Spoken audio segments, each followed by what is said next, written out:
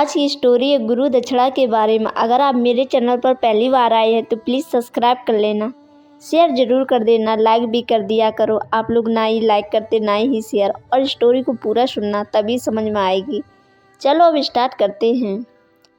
एक बार एक शिष्य ने विनम्रतापूर्वक अपने गुरु जी से पूछा, गुरु जी, कुछ लोग कहते हैं कि जीवन एक संघर्ष है और कुछ अन्य लोग कहते हैं कि जीवन एक खेल है और कुछ जीवन को उत्सव की संज्ञा देते हैं।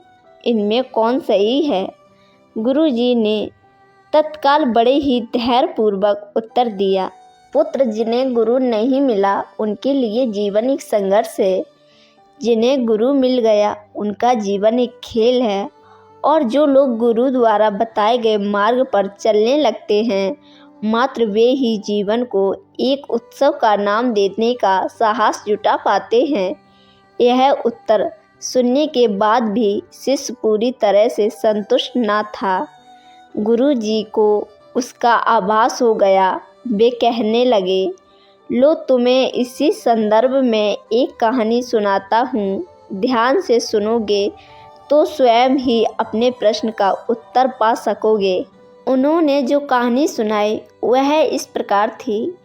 एक बार की बात है कि किसी गुरुकुल में 3 शिष्यों ने अपना अध्ययन संपूर्ण करने पर अपने गुरु जी से यह बताने के लिए विनती की कि उन्हें गुरु दक्षिणा में उनसे क्या चाहिए। गुरु जी पहले तो मंद मंद मुस्काए और फिर बड़े स्नेहपूर्वक कहने लगे, मुझे तुमसे गुरु दक्षिणा में एक थैला भर के सूखी पत्तियां चाहिए, ला सकोगे?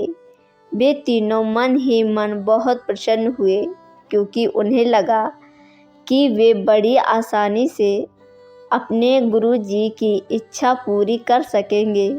सूखी पत्तियां तो जंगल में सर्वत्र बिखरी ही रहती हैं। वे उत्साहपूर्वक एक ही स्वर में बोले, जी गुरु जी, जैसी आपकी आज्ञा। अब वे तीनों शिष्य चलते चलते एक समीपस्थ जंगल में पहुंच चुके थे, लेकिन यह देखकर कि वहां पर तो सूखी पत्तियां केवल एक मुट्ठी भर ही थीं, उनके आश्चर्य का ठिकाना ना रहा। अब वे सोच में पड़ गए कि आखिर जंगल से कौन सूखी पत्तियां उठा कर ले गया होगा। इतने में ही उन्हें दूर से आता हुआ कोई किसान दिखाई दिया। वे उनके पास पहुंचकर उनसे विनम्रतापूर्वक याचना करने लगे कि वे उन्हें केवल एक थैला भर सूखी पत्तियां दे दें। अब उस किसान ने उनसे क्षमा याचना करते हुए उन्हें यह बताया कि यह उनकी मदद नहीं कर सकता, क्योंकि उसने सूखी पत्तियों का ईंधन के रूप में पहले ही उपयोग कर लिया था। अब वे तीनों पास में ही बसे एक गांव की ओर इस दिशा में बढ़ने लगे थे कि हो सकता है वहां उस गांव में उनकी कोई सहायता कर सके। वहां पहुंचकर उन्होंने जब एक व्यापारी को देखा तो बड़ी उम्मीद से उससे एक थैला भर सूखी पत्तियां देने के लिए प्रार्थना करने लगे, लेकिन उन्हें फिर से एक बार निराशा ही हाथ आई, क्योंकि उस व्यापारी ने तो पहले ही कुछ पैसे कमाने के लिए सूखी पत्तियों के दौने बनाकर बेच दिए थे। लेकिन उस व्यापारी ने उदारता दिखाते हुए उन्हें एक बूढ़ी माँ का पता बताया, जो कि पत्तियां एकत्रित किया करती थी। पर भाग्य ने यहाँ पर भी उनका साथ नहीं दिया, क्योंकि वह बूढ़ी माँ तो उन पत्तियों को अलग अलग करके कई प्रकार की औषधियाँ बनाया करती थी। अब निराश होकर वे तीनों खाली हाथ ही गुरुकुल लौट आए। गुरुजी ने उन्हें देखते ही स्नेहपूर्वक पूछा, पुत्रों, ले आए गुरु दक्षिणा? तीनों ने सर झुका लिया। गुरुजी द्वारा दोबारा पूछे जाने पर उनमें से एक शिष्य कहने लगा, गुरुदेव, हम आपकी इच्छा पूरी नहीं कर पाए। हमने सोचा था कि सूखी पत्तियां तो जंगल में सर्वत्र बिखरी ही रहती होंगी, लेकिन बड़े ही आश्चर्य की बात है कि लोग उनका भी कितने तरह से उपयोग करते हैं। गुरुजी फिर पहले की ही तरह मुस्कुराते हुए प्रेम पूर्वक बोले, निराश क्यों होते हो, प्रसन्न हो जाओ। और यही ज्ञान की सूखी पत्तियां भी व्यर्थ नहीं हुआ करती, बल्कि उनके भी अनेक उपयोग हुआ करते हैं। मुझे गुरु दक्षिणा के रूप में दे दो।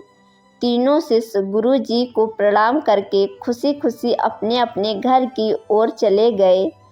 वह शिष्य जो गुरु जी की कहानी एकाग्रचित्त होकर सुन रहा था, अचानक बड़े उत्साह से बोला, गुरु जी, अब मुझे अच्छी तरह से ज्ञात हो गया है कि आप क्या कहना चाहते हैं। आपका संकेत वास्तविकता इसी ओर है ना कि जब सर्वत्र सुरल सूखी पत्तियां भी निरर्थक या बेकार नहीं होती, तो फिर हम कैसे किसी भी वस्तु या व्यक्ति को छोटा और महत्वहीन मानकर उसका तिरस्कार कर सकते हैं।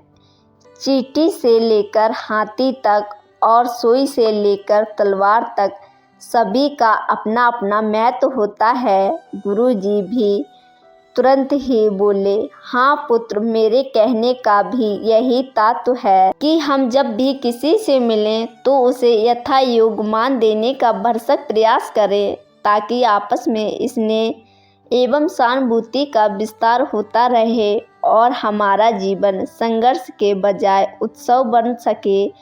अब शिष्य पूरी तरह से संतुष्ट था।